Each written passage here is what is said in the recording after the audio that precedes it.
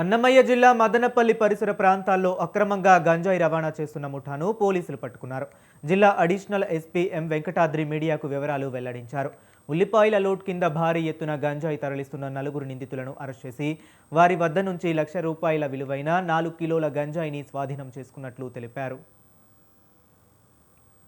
Involve అయిన ముద్దాయిల కోసం SP గారు శ్రీ ధీరజ్ కునిబిల్లి ఐపీఎస్ గారి యొక్క ఆదేశాల మేరకు మదనపల్లి తాలూకా సిఐ కళా వెంకటరమణ మరియు వారి సిబ్బందితో కలిసి సుమారు మధ్యాహ్నం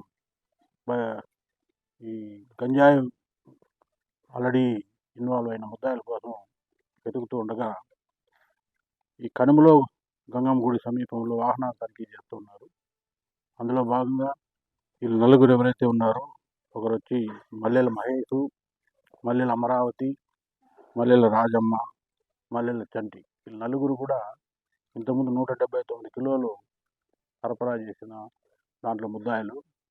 వాళ్ళు అందరూ కూడా మళ్ళా తిరిగి మదనపల్లి ఏరియాలో ఈ గంజాయి సప్లై చేద్దామనే ఉద్దేశంతో అందరూ కూడా తలా కేజీ తీసుకొని వచ్చి మదనపల్లికి వస్తుండగా వాహనాల తనిఖీల్లో వాళ్ళు చూసి పోలీసు వాళ్ళు చూసి పరిగెత్తి పారిపోతూ ఉండగా వీళ్ళందరూ కూడా చుట్టుముట్టి వాళ్ళు పట్టుకోవడం జరిగింది.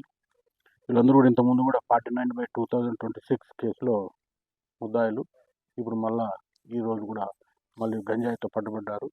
వీళ్ళు హ్యాబిచువల్గా అలవాటు పడిన నేరస్తులు కాబట్టి వీరి మీద కఠిన చర్యలు తీసుకోవాలనే ఉద్దేశంతో అరెస్ట్ చేయడం జరిగింది. ఎస్పీ గారు శ్రీ ధీరజ్